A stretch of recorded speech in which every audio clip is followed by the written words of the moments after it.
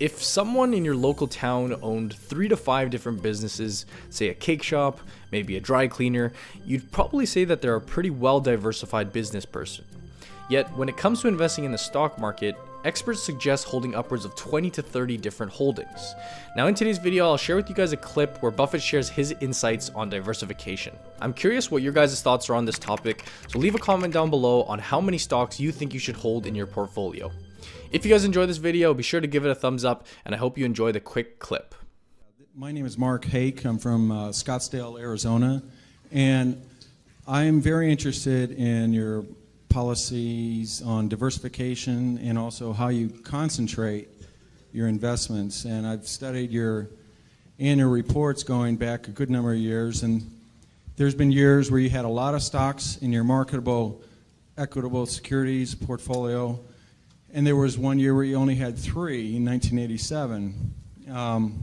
So I have 2 questions. Given the number of stocks that you have in the portfolio now, what does that imply about your view of the market in terms of, is it fairly valued, that kind of idea? And second of all, it seems that whenever you take a new investment, you never take less than about 5% and never more than about 10% of the total portfolio with that new position. And I wanted to see if I'm correct about that. Yeah, well, on the second point, that really isn't correct. We have positions which you don't even see because we only listed the ones above 600 million in the last report, and obviously those are all smaller positions. Sometimes that's because they're smaller companies and we couldn't get that much money in. Sometimes it's because the prices moved up after we bought them. And sometimes it's because we may be selling the position down even. But so there's nothing magic. We like to put a lot of money in things that we feel strongly about, and that gets back to the diversification question. We think diversification is, as practiced generally, makes very little sense for anyone that knows what they're doing. Diversification is a protection against ignorance. I mean, if you want to make sure that nothing bad happens to you relative to the market, you own everything. There's nothing wrong with that. I mean, that is a perfectly sound approach for somebody who does not feel they know how to analyze businesses.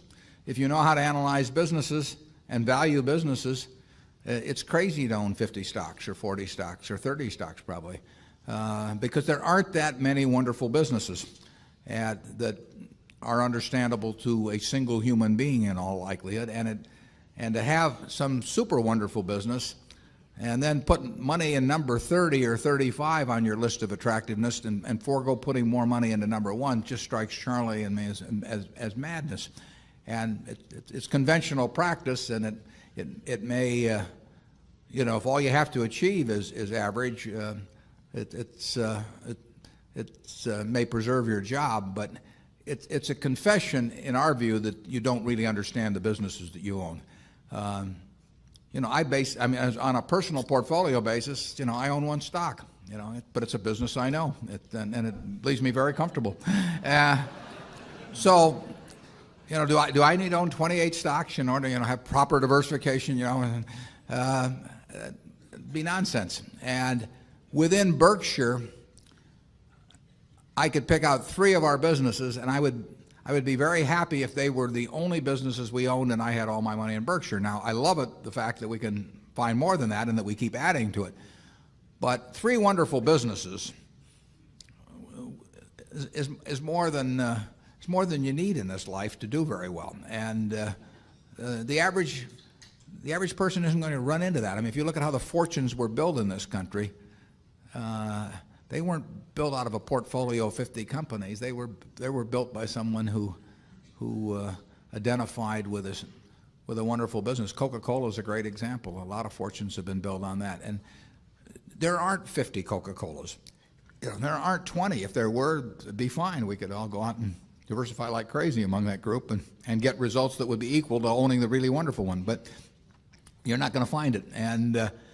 And the truth is, you don't need it. I mean, if you have a really wonderful business, is very well protected against the vicissitudes of the economy over time and the competition. I mean, we're talking about businesses that are resistant to effective competition, And 3 of those will be better than 100 average businesses.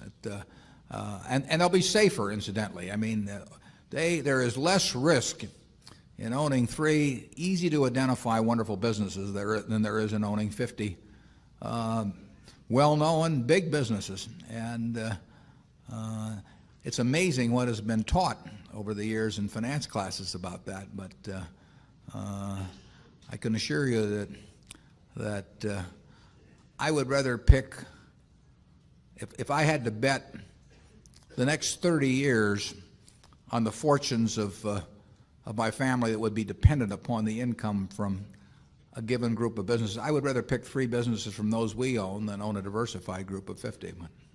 Charlie? Yeah, what he's saying is that much of what is taught in modern corporate finance courses is twaddle.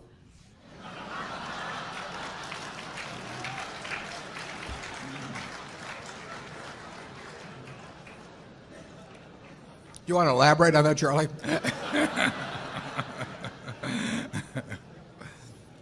You cannot believe this stuff. I mean, it's modern portfolio theory, and it has no utility. But I mean, it will tell you how to do average. But I think anybody can figure out how to do average in 5th grade. I mean, it's just not that difficult. And it's elaborate, and there's lots of little Greek letters and all kinds of things to make you feel that you're in the big leagues. But there is no value added. I have great difficulty with it because I am something of a student of dementia, and I have. Yeah, we hang around a lot together. And I can ordinarily classify dementia, on some theory structure of models, but the modern portfolio theory, it involves a type of dementia I just can't even classify. No. Something very strange is going on. Yeah. If you find 3 wonderful businesses in your life, you'll get very rich. And if you understand them, bad things aren't going to happen to those 3. I mean, that's the characteristic of it. By the way, maybe that's the reason there's so much dementia. If you believe what Warren said, you could teach the whole course in about a week. Yeah.